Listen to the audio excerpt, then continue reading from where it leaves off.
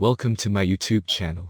In this video, I will talk about the best parcel bag mockup design in Photoshop. So please watch this video till the end. After knowing its full features, you can then decide whether to choose this mockup design for your brand or not. You can download the PSD file and edit it. The download link is given in the description. Here are some of its features you should know. Parcel Mockup. If you have made a purchase at least once through an online store, then you are familiar with this tedious expectation.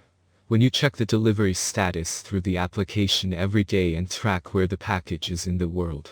And here it is, your order is in place.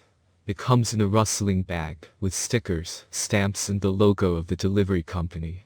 And if you are creating a courier package design, use this wonderful mockup. The PSD file is structured for quick and convenient work. Images are changed through smart objects, colors through color layers, glare and shadow are in separate layers. And the bonus is the most realistic details. Kinks of the package, carefully glued edges, slightly wrinkled edges. Well, open up.